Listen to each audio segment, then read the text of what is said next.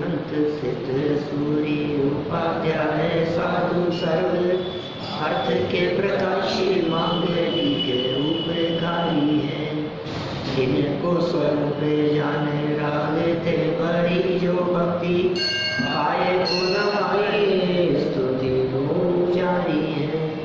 धन धन दिन हिते काजे सब आज भय कर जोड़े बारे बारे वंदना हमारी है। मंगल कल्याण सुख ऐसो हम चाहते हैं।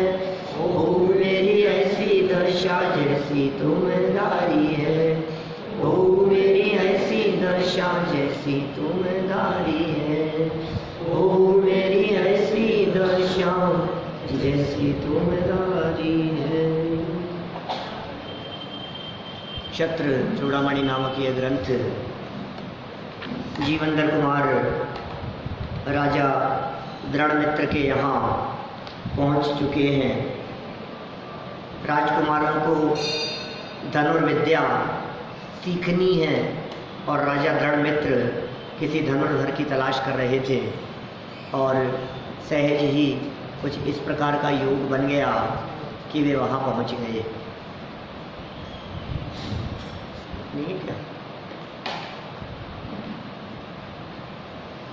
देखिए, बहुत ही सुंदर चर्चा कल यहाँ अपनी हुई है। एक दो दिन से ये चर्चा इस श्लोक के संदर्भ में चल रही है जिसमें उदय की विचित्रताओं को बतलाया गया और कहा कि हे जीव, इस वेदनीय कर्म के आगे तेरी नहीं चलती है।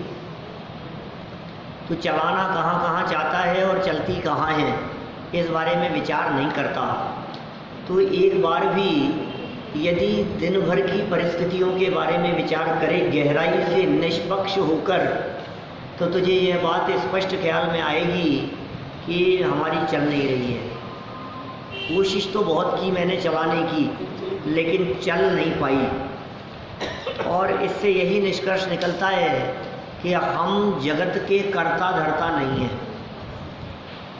जगत स्वतंत्र है और हम स्वतंत्र हैं और हमारी इस जगत में चलती नहीं है। यह बात स्पष्ट ख्याल में आती है। देखिए, कहाँ कहाँ यह जीव दूसरे जीव पर नहीं चला सकता और उद्गारादि अन्य द्रव्यों पर नहीं चला सकता।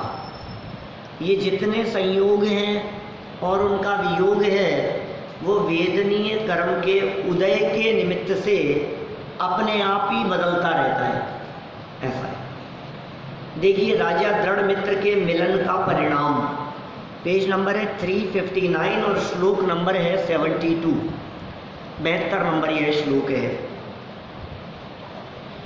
पार्थिवं च ततः पश्यन् तद्वश्यो भुज्य सम्मते अनुसार प्रियो न स्यात् को आलोके सचेतन। तदनंतर जीवनधर कुमार राजा को देखकर उनके द्वारा आदर सत्कार मिलने से उनके वशीभूत हो गए। क्या क्या स्थिति देखी जाती है। जीवनधर कुमार क्या हुआ, राजा को देखा और राजा के द्वारा आदर सत्कार मिल गया, उनके वशीभूत हो गए। देखो, नीति कह रहे हैं यहाँ कुछ, लोक से निश्चय से लोक में कौन प्राणी अपने अनुकूल मनुष्य से प्रेम करने वाला नहीं होता है। ये जगत के जीवों को अपना बनाने का फॉर्मूला है, नीतिकार कह रहे हैं। आप यदि किसी से अनुराग करेंगे, आप यदि किसी से प्रेम करेंगे, तो वो आपका अपना बन जाएगा। आप ये मत कहते रहो ये अपना नहीं है, ये अपना नहीं है, ये पराये हैं, ये दुश्मन है, ये मेरे विरोध में चलते हैं। आप एक काम करो, कि क्या काम करें कि उनके प्रति आपका अंदर से प्रेम व्यक्त होना चाहिए, आपका वात्सल्य व्यक्त होना चाहिए। आपका यदि अपनापन प्रेम वात्सल्य यदि हुआ तो निश्चित तौर पर सामने वाले आपके अभिभूत हुए बिना नहीं रहेंगे। ये कह रहे हैं जीवंदर कुमार जैसे राजा बनने वाले, राजा ही हैं, राजकुमार थे हैं और राजा बन रहे हैं अभी कुछ दिनों में। तो ऐसे जीवंदर कुमार भी जब उनकी आव भगत देखी गई, आप ही देखो ना, कोई व्यक्ति आपकी आव भगत करे क्या प्रभावित होता ही है व्यक्ति। आप उसके विरोध में कैसे चल सकते हो? आपको मन में प्रसन्नता तो होगी ही। कला ये नीतिकार कह रहे हैं। देखो यहाँ राजा ने बहुत आव भगत की, स्वागत किया, माने मेरा स्वागत करने वाले व्यक्ति के प्रति मेरे मन में द्वेष नहीं हो सकता। सीधी सी बात है, सरल अर्थ देखो। राजा दृढ़ मित्र से जीवंदर कुमार के मिलने पर दृढ़ मित्र ने जीवंदर कुमार का अभूतपूर्व एवं हार्दिक स्वागत सत्कार किया। क्या कहा? दृढ़ मित्र से जैसे ही मिले जीवंदर कुमार, दोनों आपस में मिले, अभूतपूर्व हार्दिक स्वागत सत्कार किया। सत्कार से प्रभावित एवं प्रसन्न होकर जीवंदर कुमार स्वयं भी उनके अधीन हो गए। न उन्होंने अधीन बनाया न अधीन बनाना चाहा। राजा भी अधीन बनाना नहीं चाहता था, सहज सत्कार था, और ये अधीन सहज ही हो गए और सहज ही कर लिया गया जो भी स्थिति बनी, क्योंकि अपने अनुकूल प्रवर्तन करने वाले व्यक्तियों से सभी प्रेम करते हैं। विशेषार्थ, जो राग द्वेष से रहित होते हैं, क्या उन वीतरागी पुरुषों को तो प्रसन्न और अप्रसन्न नहीं किया जा सकता। वीतरागियों को, अरे साहब भगवान को खुश करो, थोड़ा प्रसन्न कर लो भगवान को। हमने इतनी भक्ति पूजन की भगवान की, भगवान प्रसन्न हो गए। पता नहीं इंद्र देवता किस पे प्रसन्न हो रहे हैं आजकल, किसकी प्रसन्नता का परिणाम है कि इतनी बरसात हो रही है। तो क्या प्रसन्न होकर के इंद्र देवता बरसात करते हैं? क्या हमारे परमात्मा किसी से प्रसन्न और किसी से अप्रसन्न होते हैं? यदि हमारे भगवान को प्रसन्न और अप्रसन्न मान लिया जाए तो इसका सीधा सा अर्थ यह है कि हम उन्हें वीतरागी नहीं मान रहे हैं। हमारे हृदय में भगवान को वीतरागी मानने रूप वृत्ति नहीं है। ये ऐसा हो रहा है, कहते हैं मानते नहीं। देखिए, क्योंकि उनके पास प्रसन्न और अप्रसन्न होने वाला कषाय भाव ही नहीं रहा है भगवान के पास। आप कषाई हो गए हैं ना, वीतरागी हो गए हैं ना, राग द्वेष का अभाव हो गया है ना, और सच में उनकी पूज्यता का कारण भी यही है। आप कल्पना करो, यदि भगवान के राग द्वेष मौजूद हो तो कौन कौन उन्हें भगवान मानेगा? बोलो बोलो भैया, मैं जाऊं भगवान के पास में तो मेरे से तो खुश होकर के बात करें, और आप जाओ और आपके प्रति नाराजगी व्यक्त करें तो आप पूजोगे इनको? आप मानोगे? मैं वही कह रहा हूँ, आप मानोगे उनको? नहीं मानेंगे। सीधी सी बात है। यदि कोई परमात्मा मेरे प्रति नाराजगी व्यक्त करता है तो मैं उस परमात्मा को नहीं मानता, ऐसा देखा जाता है। यदि कोई गुरु मेरे प्रति नाराजगी व्यक्त करता है तो ये व्यक्ति उनसे द्वेष करने लग जाता है। यदि कोई व्यक्ति मेरे प्रति, या समझ लो आप, विरोध में बोलता है तो मैं उसका विरोधी हो जाता हूँ। घर में यदि कोई मेरे विपरीत चलता है तो सहज ही ऐसा होता है कि हम उसके विपरीत हो जाते हैं। ये बहुत इतनी सामान्य नीति है कि आप किसी व्यक्ति के विरोध में कह करके देख लो, ये हैप्पी के विरोध में बोल करके देख लो, ये आपका विरोधी हो जाएगा। सब आप बच्चे के विरोध में बोलो, आप पिताजी के विरोध में बोलो, आप भाई के विरोध में बोलो, आप किसी के भी विरोध में, पड़ोसी के विरोध में, भले ही उसके लिए अच्छा हो लेकिन तो भी आप उसके विरोध करते हुए दिख रहे हो ना, वो आपका दुश्मन हो जाएगा। मत करो, ये कह रहे हैं आप, विरोध करना बंद कर दो। ये नीति कह दी इन्होंने। अब कोई विरोध नहीं करता, कोई अपनापन करता है, मान लो अपनापन करता है तो भी ये कह रहे हैं जहाँ अपनापन होगा वहाँ विरोध भी होगा, जहाँ विरोध ज़्यादा दिखता है वहाँ कुछ अपनापन भी होता है। अनजान आदमी का कौन विरोध करने जाता है? जिनसे हमारा कोई संबंध नहीं है उनसे कौन दुश्मनी करता है? तो बोले ये राग और द्वेष ये दोनों ही असहजता है। राग और द्वेष में संसार खड़ा है और हमारे भगवान है वीतरागी, राग द्वेष से रहित हो गए हैं। राग और द्वेष दोनों मौजूद है ना, तो सहजता है वीतरागता। वीतरागता का नाम है सहजता। जो जैसा है बस ज्ञाता दृष्टा भाव, इसका नाम वीतरागता है। और ज्ञाता दृष्टा भाव से कुछ भी कम ज़्यादा हुआ तो फिर सहज नहीं रह पाए। असहजता है पर से प्रभावित होना। वीतरागी पर से प्रभावित नहीं होते, इसलिए दुखी नहीं होते। और हम पर से प्रभावित होते हैं, इसलिए दुखी हुए बिना रहते नहीं। किसी व्यक्ति ने हमारे को गाली दे दी ना आपको, आपके पास कहाँ है बताओ? किताब ये मेरे को गाली दे रहा है, तूने मांगी होगी? नहीं मैंने नहीं मांगी, फिर भी दे रहा है, तो तू ले क्यों रहा है? बरसों तक याद रहती है, दिलो दिमाग में घूमती रहती है। अरे भाई तू मत लेना। देखो तुम यदि प्रभावित होंगे तो सुखी दुखी हुए बिना नहीं रहोगे। पर से प्रभावित होगा तो तू दुखी हुए, ये दुख का भी कारण है, मूल कारण तो दुख का है। हमने कह तो दिया कि थोड़ा बहुत आनंदित होगा। देखो क्या कह रहे हैं यहाँ, अतः भगवान महावीर प्रसन्न हो अथवा सिद्ध भगवान कृपा करें आदि शब्दों का प्रयोग तो अपने अज्ञान का ही सूचक है। क्या भगवान महावीर प्रसन्न हो जाए? कैसे होंगे भाई साहब भगवान महावीर प्रसन्न?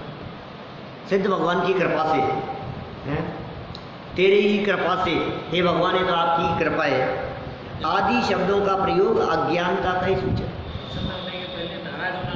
हाँ, द्वेष हो, राग हो, ये सब प्रसन्नता अप्रसन्नता, ये शब्दों की जो प्रयोग करता है कोई व्यक्ति, ये समझ में आ रहा है कि वो व्यक्ति समझदार नहीं है, अज्ञानी है, अज्ञानता का सूचक है। हाँ, प्रभु तुम्हारी कृपा से सरे काज मेरे, ऐसा समझता है ना, प्रभु आपकी कृपा से सारे काज सर जाते हैं। ये कैसे कैसे सोच रहा है ये, तुम्हारी कृपा से।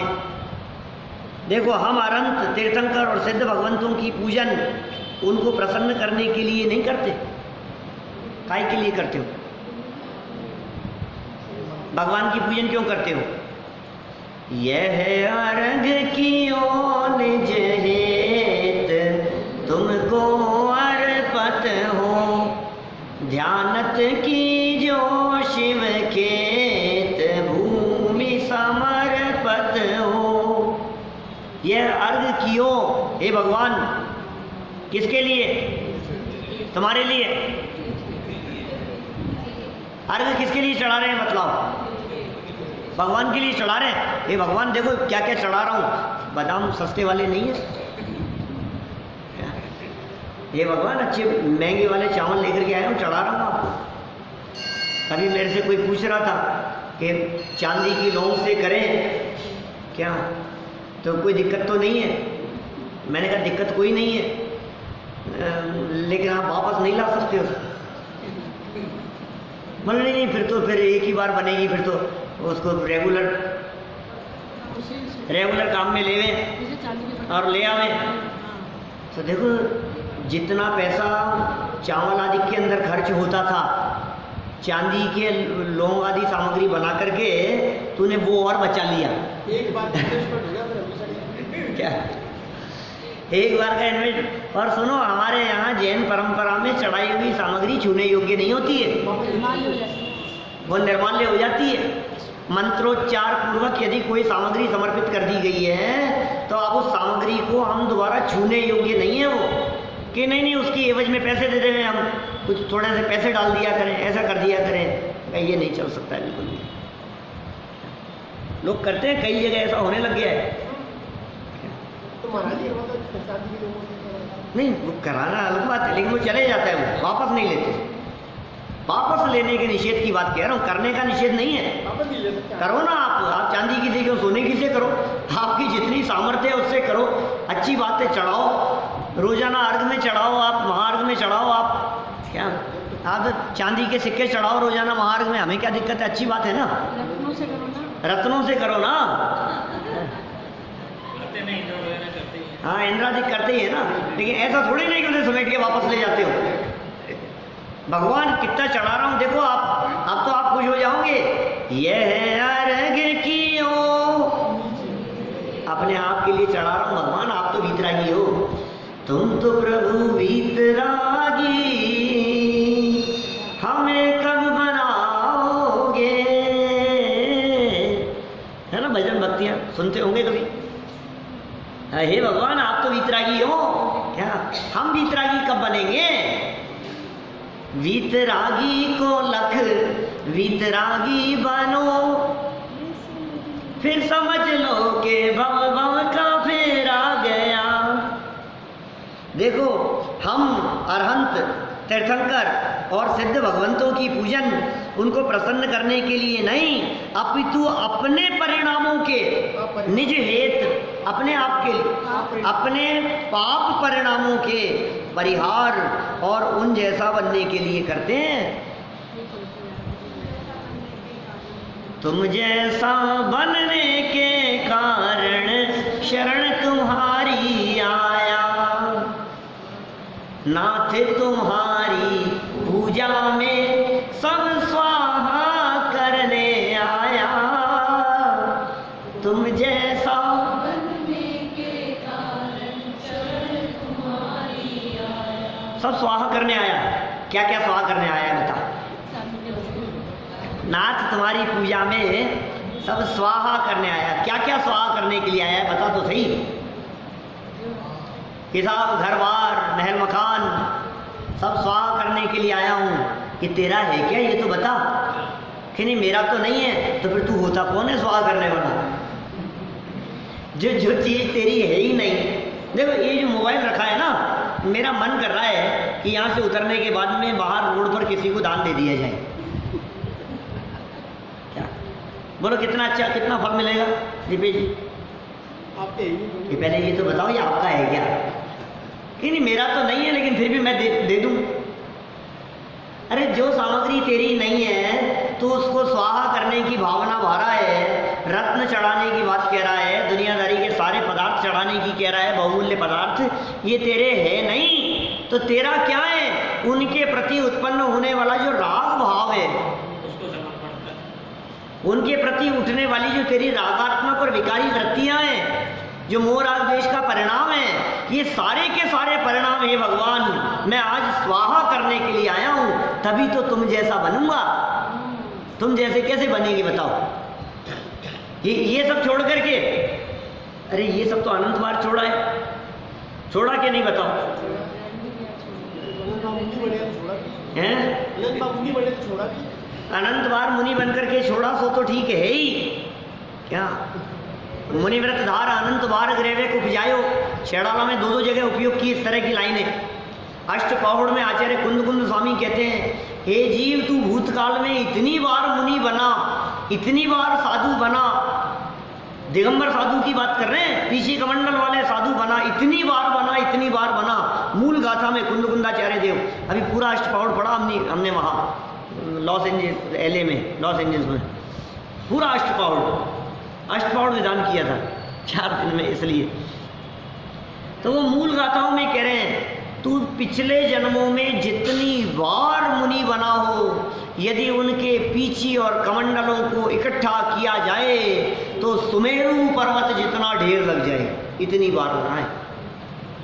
बोल। सो मैं वो नहीं कह रहा, मैं तो ये कह रहा हूँ कि अभी जीवन पूरा होगा तो बोलो कौन कौन अपने घर को ले जाएगा, कौन कौन अपनी संपत्ति को ले जाएगा। ले जाने का विधान ही नहीं है, कोई व्यवस्था ही नहीं है इस तरह की ले जाने की। तो भाई अपने पाप परिणामों के परिहार और उन जैसा बनने के लिए करते हैं। ये पूजन क्यों करते हैं? उन जैसा बनने के लिए पूजन करते हैं। और आपको यदि भरोसा नहीं हो तो आप जो हर मंत्र बोल रहे हो उसे गहराई से देख लो, ये मंत्र क्यों बोल रहे हो। जन्म जरा मृत्यु विनाशनाय, क्या मतलब हुआ? तुम जैसा बनने के लिए। संसार ताप विनाशनाय, मतलब क्या हुआ? तुम जैसा बनने के लिए। बोलो। अक्षय पद प्राप्त है, इसका मतलब क्या हुआ? तुम जैसा बनने के लिए। और काम मान विध्वंसनाय, क्यों? आप भी ऐसा। और क्षुधा रोग विनाशनाय, काम मान विध्वंसनाय, क्षुधा रोग विनाशनाय, मोहांधकार विनाशनाय, अष्टकर्म दहनाय, मोक्ष फल प्राप्त है। बतलाओ तो सही मेरे को, आप किस लिए कर रहे हो पूजन? इस आप पूजन इसलिए कर रहा हूँ कि थोड़ी सी तबीयत ठीक हो जाए। पूजन इसलिए कर रहा हूँ, आजकल इसलिए बैठने लग गया कि अज्जू भैया कहते थे थोड़ा सा ये भी खुश हो जाए कि तू बेटा इनको खुश करने के लिए कर रहा है, तो फिर समझ ले तू बोल क्या रहा है और कर क्या रहा है। ये इसलिए कर रहा हूँ मैं पूजन कि वो हमारे घर में डेथ हो गई ना, वो थोड़ा सा उनकी भी शांति की भावना थोड़ी सी हो जाए। अभी मेरे से विधान हुआ ना हमारे यहाँ, तो मेरे से बोले कोई सज्जन लास्ट में आकर के कि मैं ध्यान नहीं रहा, पहले कह देते तो आपके इस विधान के अंदर थोड़ा सा हमारे उनकी तबीयत ठीक होने के लिए भी कुछ हो जाता, इसके लिए भी कुछ हो जाता है, उसके लिए भी कुछ जाप वाप हो जाते, कुछ आपके कुछ अर्घ मंत्र कुछ बोल दिए जाते तो थोड़ा उनका थोड़ा सा फर्क पड़ जाता। और कहा बोले उन्होंने ऐसा किया है उसकी वजह से इतना तो ठीक हो गया। किसी ने कुछ किया है जाप वाप, उसकी वजह से इतने तो ठीक हो गए, अब थोड़ा और रह गया है वो इससे हो जाए। मुझे ये समझ में नहीं आता, कोई मंत्र तो बोलो पूजा का, कोई भी पूजन कर लो। दीपेश जी एक ही तो भावना है, जन्म जन्म मृत्यु विनाशनाय, संसार ताप विनाशनाय। दुनिया की कोई भी पूजा कर लो, मंत्र तो यही है, उंगली तो यही है ना। क्या साहब किस कौन सा? अच्छा बोलो, आप समय सार विधान कर रहे हो और मंत्र क्या बोल रहे हो? मंत्र तो यही आएगा, कुछ भी कर लो आप, कोई भी पूजन कर लो, नंदीश्वर दीप की पूजन करो, चाहे पंचमेरु की पूजन करो, चाहे देवशा गुरु की पूजन करो, चाहे महावीर स्वामी की करो, चाहे आदिनाथ की करो, चाहे विद्यमान बीज तीर्थंकर की करो, कोई भी कर लो। जन्म जरा मृत्यु विनाशनाय, मोक्ष फल प्राप्त है, अष्टकर्म देना, यही बातें आएगी।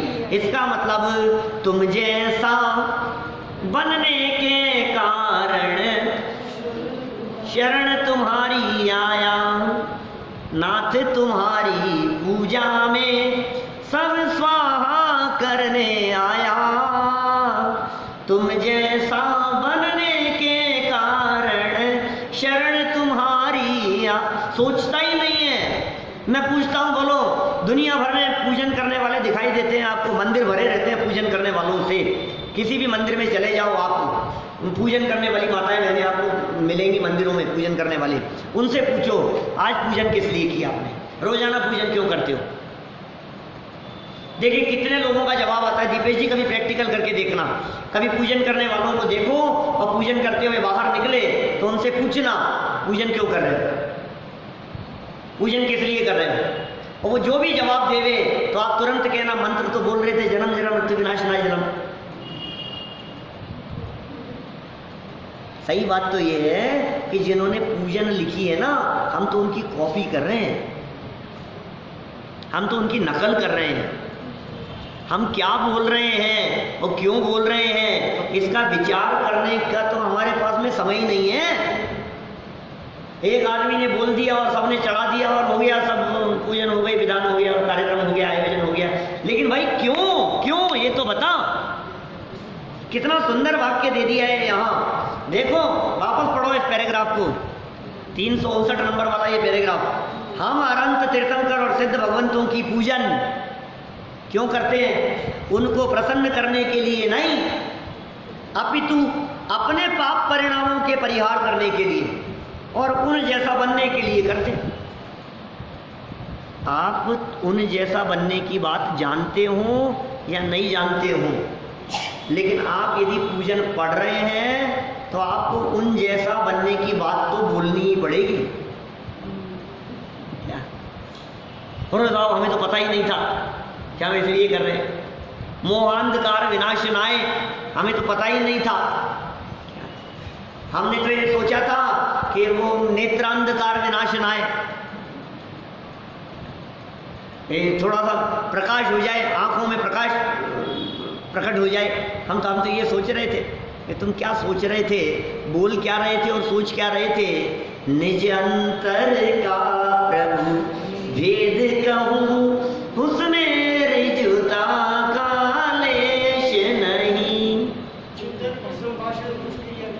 बोलो, चिंतन कुछ फिर संभाषण कुछ, वृत्ति क्रिया कुछ की कुछ होती है। यह पुष्प सुकोमल कितना है, तन में माया कुछ शेष नहीं। निज अंतर का प्रभु भेद कहूँ, उसमें रिजुता का लेश नहीं। ये भगवान चिंतन कुछ, संभाषण कुछ, वृत्ति कुछ, और अब क्या, स्थिरता निज में प्रभु का। ये भेद बता रहा हूँ, भेद बोल तो रहा है, समझ नहीं रहा है कि ये भेद है अंदर। बोलेगा तो समझने का अवसर नहीं। बोलो, बड़ा कठिन है था ये, मतलब रोज पूजन करने। कभी कभी तो ऐसा मन होता है कि ऐसा आयोजन किया जाए जो जयपुर शहर में रोजाना पूजन करने वालों को इकट्ठा करके पूजन समझाइए। तुम एक बार देखो, तुम पूजन कर रहे हो तो क्या कर रहे हो, क्या प्रैक्टिकल कराया जाए। अब पूजन विधान के नाम से इकट्ठे भी होते हैं लोग, ऐसी बात नहीं है।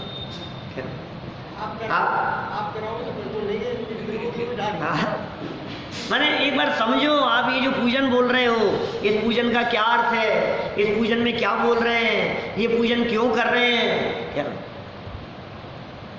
मेरे से बोले, आप एक झांझरी जी आप बैठे थे ना, बोले यार मैं तो एक ही दिन के लिए सोचा था मैंने बैठने के लिए। हाँ, बोले एक ही दिन के लिए सोचा था, और वो भी इनको खुश करने के लिए। दोस्त हैं वो गंगवाल जी, तो बोले मैं तो सोचा, फिर दूसरा कौन रोज रोज बैठेगा यार। लेकिन पहले दिन बैठा तो पूरे लगातार, बोले एक भी दिन छोड़ी नहीं आपका विधान। बोले पहले तो, अब शाम को आते थे प्रवचन में। हाँ, ज्ञान जी तो कैसा स्वरूप है, सोचो आप। कितने लोगों ने ऐसा कहा, ये बात कैसी, ये पूजा तो हम रोज करते हैं, हमें तो पता ही नहीं कि इसमें ये लाइन है। भाषा और भावों का तालमेल नहीं। बहुत सुंदर वाक्य था आपने। भाषा का और भाव का, इनका तालमेल होना चाहिए। भाषा के अनुसार यदि भाव हो तो आपको उत्तम से उत्तम फल की प्राप्ति होती है, फल की दृष्टि से बात करो तो। लेकिन भाई ये जो भाषा और भावों के तालमेल से उत्तम फल की प्राप्ति होती है, ज्ञानी जी उसे वो उत्तम फल नहीं चाहिए, उसे तो मोक्ष फल चाहिए। हम क्या करें तुम्हारे इस उत्तम फल का।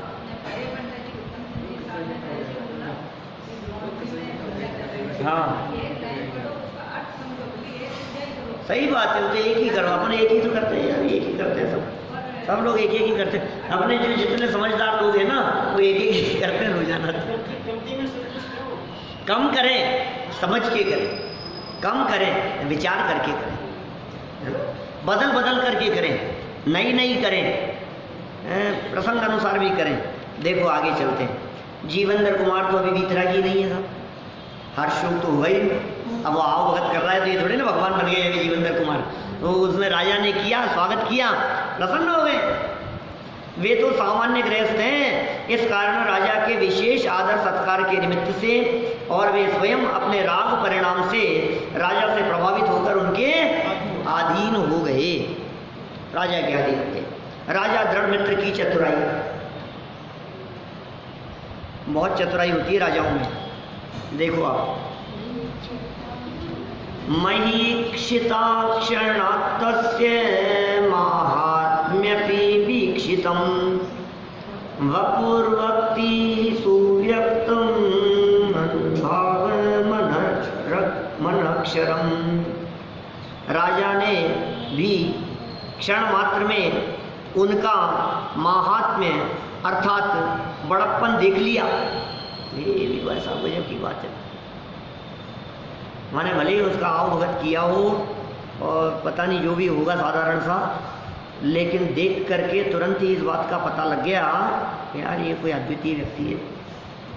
हाव भाव से पता लग जाता है, मामूली व्यक्ति नहीं है।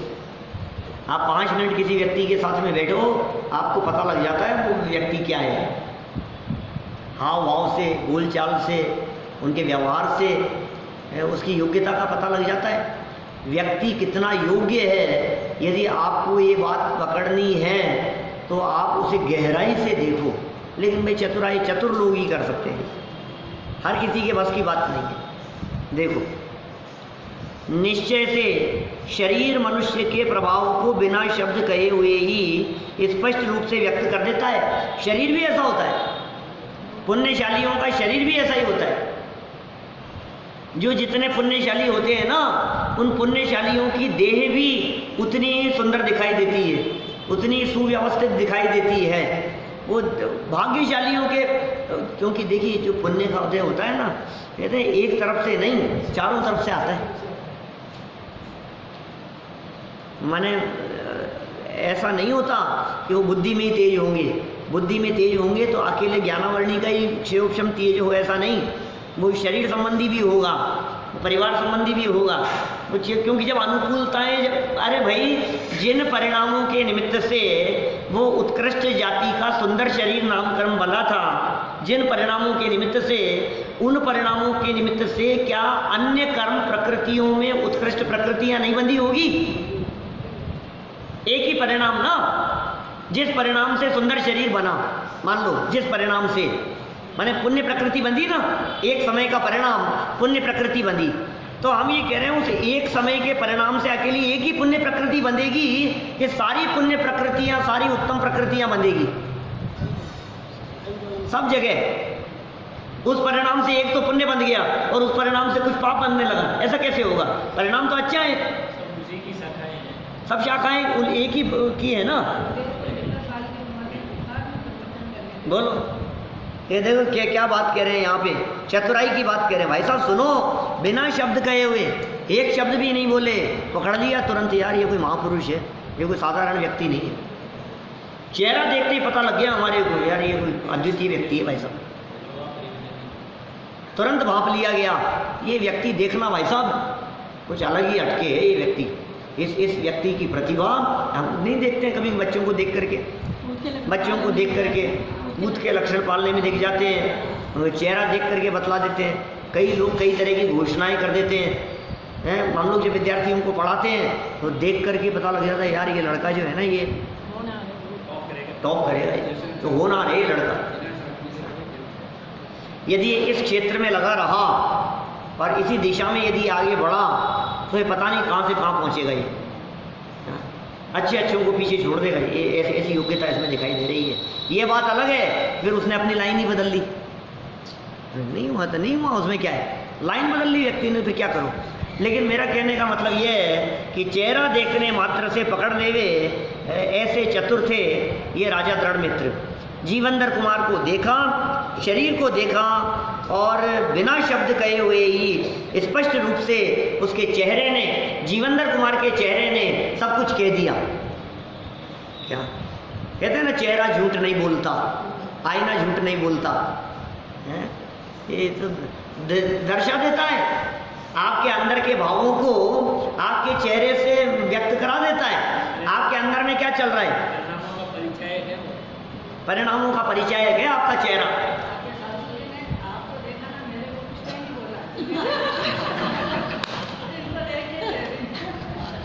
देखो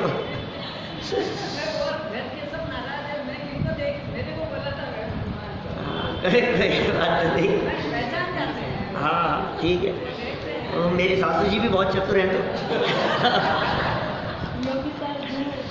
खैर देखिए कोई बात तो नहीं। तो इनको जो बात कही है 18 साल पुरानी बात बता रहे हैं, 18-20 साल पुरानी। तो मेरा कहने का मतलब ये है कि चेहरा देख करके आपके अंदर में यदि तकलीफ है तो चेहरे पे व्यक्त होगी। आपके यदि सर दर्द दुख रहा है ना तो चेहरे पे प्रकट हो जाएगा। आपके पैर में दर्द है ना तो कहीं ना कहीं ये जरूर ख्याल में आएगा कि यार कोई तकलीफ तो नहीं है। आपके दिमाग में यदि कोई टेंशन चल रही है तो आपके चेहरे पर व्यक्त होगा, और आपको यदि कहीं कोई प्रॉफिट हुआ है तो वो भी आपके चेहरे पे व्यक्त हो जाएगा, कहीं पे लाभ हुआ है तो। माने चेहरे पर वो अंदर के हाव भाव स्पष्ट व्यक्त हो ही जाते हैं। आप कितना भी छिपाने का प्रयास करो, लेकिन आपको समझने वाले वो आपका चेहरा देख करके पहचान ही लेते हैं। आप अपनी तकलीफ कितनी भी छुपा करके घर में आओ, लेकिन पढ़ने वाले पहचान ही लेते हैं। देखो जरा सरल अर्थ पढ़ते हैं अपन। हाँ, चाणक्य के लिए कह दिया था, बहुत घटनाएं मेरे दिमाग में आया था चाणक्य भी, अभी मैं कह करके आगे बढ़ गया, लेकिन बिना चाणक्य को सुनाए हुए। ऐसी कितनी घटनाएं हैं, चाणक्य के बारे में कह दिया, उसके बारे में कह दिया, बहुत घटनाएं देखते ही पता लग गया। और चाणक्य ने उसको पहचान लिया, ये राजपुत्र है, चंद्रगुप्त को उसे राजा बना दिया। चाणक्य के बारे में ज्योतिषी ने, कहीं से आ रहे थे, छोटे से थे 5-7 साल के, और चलते हुए आ रहे थे, और देख करके कह दिया कि भैया, उनके हाथ जोड़े उसके छोटे से बच्चे के, कि क्या तुम्हें देख करके पता लग रहा है तुम बहुत महापुरुष बनने वाले हो, तुम्हारी योग्यता अद्वितीय दिखाई दे रही है हमारे को, बहुत बड़े महापुरुष बनोगे तुम इस धरती के। हाँ, जिन से ना चारे तो जी, उन्होंने कहा चाणक्य ने, इतिहास में पढ़ी हमने घटनाएं, तो बोले तुम कैसे कहते हो कि तुम्हारे जो दांत है ना ये एक के ऊपर एक चढ़े हुए हैं। और ये इससे क्या होता है? बोले एक के ऊपर एक दांत चढ़े हुए हैं, इसको देख करके हम ये बात कह सकते हैं कि तुम्हारे दर्शनों के लिए ऐसे भीड़ पड़ेगी जो एक के ऊपर एक पड़ेंगे तुम्हारे दर्शनों के लिए। चाणक्य को ये बात बर्दाश्त नहीं हुई। सुनो, उस बच्चे को वहां पास में पड़ा हुआ उसी के सामने पत्थर उठाया और अपने दांत तोड़ लिए। बोले इन दांतों की वजह से मैं महापुरुष बनूं, मुझे ये बर्दाश्त नहीं है, ये दांत मुझे महान बनाएंगे। तो दांत तोड़ लिए उसने अपने। लेकिन योग्यता को कौन रोक सकता है? और कालांतर में वो ऐसे महापुरुष बने कि उन्होंने चंद्रगुप्त को राज्य दिलाया। जब मौर्य साम्राज्य जो था, जो उनके हाथ में चला गया था, किसके हाथ में? नंदों के हाथ में चला गया था, हैं? नंद वंश के हाथ में चला गया था। और ये सब छोटे से थे, सब बचपन में ही माँ बाप को मार दिया था, फिर इनका पालन पोषण किया, तो वापस राज्य दिलाया, इन्हें सारी विद्याओं में निपुण किया और राजा बनाया। ये चंद्रगुप्त मौर्य जो थे, वे उनकी बात कर रहे हैं अपन। ये चंद्रगुप्त मौर्य ये अंतिम मुकुटबद्ध राजा थे, अखंड भारत पे राज्य करने वाले। चंद्रगुप्त मौर्य के बाद में कोई शासक ऐसा नहीं हुआ जिस शासक ने अखंड भारत पे राज्य किया हो। फिर तो बट गए, टुकड़े हो गए, यहाँ का राज्य अलग हो गया, वहाँ का राज्य अलग हो गया, जोधपुर का राजा अलग हो गया, जयपुर का शासक अलग हो गया, वहाँ का नरेश अलग हो गया, झांसी की रानी हो गई। अखंड भारत के ऊपर राज्य करने वाले अंतिम मुकुटबद्ध राजा। मुकुटबद्ध राजा समझते हैं आप? चक्रवर्ती के अधीन जो मुकुटबद्ध राजा होते हैं ना, 32,000, समझ लो चंद्रगुप्त मौर्य एक थे उनमें से। चक्रवर्ती तो था ही नहीं इस समय। चक्रवर्ती तो चौथे काल में हुए, तो पंचम काल में हुए हैं। अभी भगवान महावीर स्वामी के निर्वाण जाने के लगभग 250-300 वर्ष बाद में हुए। ये चंद्रगुप्त मौर्य ने अपने आचार्य भद्रबाहु जो अंतिम श्रुत केवली थे, उनसे दीक्षा ली, फिर जैन दीक्षा ली वंशचंद्रगुप्त मौर्य ने। इन चंद्रगुप्त के नाम पर श्रवण बेलगोला की उस सामने वाली पहाड़ी का नाम चंद्रगिरी पड़ा है। क्या वहाँ चरण है ऊपर चंद्रगिरी पर चंद्रगुप्त मौर्य के। हाँ, चंद्रगुप्त मौर्य को सपने भी आए ना, और सपने भी आए और उन सपनों का फल भी बतलाया गया भद्रबाहु के द्वारा। और वो जो स्वप्न आए चंद्रगुप्त के स्वप्न, वो स्वप्न इस पंचम काल में होने वाली घटनाओं के द्योतक हैं। क्या घटनाएं घटने वाली है इस पंचम काल के अंत? हाथी पे बंदर बैठा, ऐसे ऐसी बहुत सारी बातें हैं, है ना। कभी कभी मन होता है ऐसी नई नई तरह की चीज़ें ले लें, वो संडे स्पेशल की सोचते हैं ना जैसा अपन ऐसे ऐसे कुछ अलग हटके कुछ चीज़ लेवें जिसमें वो एक टॉपिक एक प्रकरण खत्म, जाने कब होगा। चलो देखो क्या कह रहे हैं यहाँ, सरल अर्थ पढ़ रहे थे अपन। किसी के परिचय कराए बिना ही मात्र जीवेंद्र कुमार के शरीर सौष्ठव को देखकर ही राजा दृढ़मित्र ने उनके प्रभावशाली व्यक्तित्व को जान लिया, क्योंकि शब्दोच्चारण के बिना ही शरीर की आकृति मनुष्य के प्रभाव को परिलक्षित करा देती है। शरीर आकृति भी प्रभाव को परिलक्षित करा देती है। विशेषार्थ देखें, पुण्योदयी मनुष्य का शारीरिक गठन ही विशेष प्रभावक होता है। पुण्योदयी शारीरिक गठन भी विशेष प्रकार का होता है। ऐसा नहीं हो सकता कि कोई तीर्थंकर बदसूरत हो, ऐसा नहीं हो सकता कि कोई मोक्षगामी जीव वो ऐसे ही हो वज्रवृषभ नारद सेनन के बिना ही होगा, अपने आप ही समचतुर संस्थान होता है तीर्थंकरों का। शरीर भी उसी तरह का सुव्यवस्थित होगा, सुडोल होगा, सुंदर आकृति होगी। ये सब पुण्यशालियों के लक्षण हैं। तो पुण्योदयी मनुष्य का शारीरिक गठन ही विशेष प्रभावक होता है। अतः शरीर को देखकर ही शरीरधारी जीव की विशेषता लोगों के ज्ञान में स्पष्ट हो जाती है। शरीर देखकर। चलो नीचे कुछ विशेष बात कहना चाह रहे हैं। जीव के परिणामों का और शरीर का सहज निमित्त नैमित्तिक संबंध रहता है। जीव के परिणाम और क्या शरीर, जैसे परिणाम, आप परिणाम बिगाड़ते रहो आप परिणाम बिगाड़ते रहो, आपका चेहरा बिगड़ जाएगा। देख लो, क्योंकि आप परिणाम अच्छे रखो, आपका चेहरा खिल जाएगा। माने ये जो परिणाम हैं क्या, ये परिणामों से बहुत फर्क पड़ता है धीरे धीरे करके, डे बाय डे। इसलिए उज्जवल परिणाम रखो, उज्जवल पक्ष देखो, उज्जवल भाव होने चाहिए। जीव के परिणामों का और शरीर का सहज निमित्त नैमित्तिक संबंध रहता है। इसी कारण जीव जब पूर्ण वीतरागी हो जाता है तब उसका शरीर अल्प कालावधि में ही स्फटिक मणि के समान बादर निगोदिया जीवों से रहित परम औदारिक हो जाता है। बोलो, वीतरागियों की छवि कैसी होती है? बहुत सुंदर श्लोक आता है महावीर अष्टक में। अताम्रम यचक्षु कमल युगलम स्पंद रहितम जनान को पापायम प्रकटयति वाभ्यंतरमपि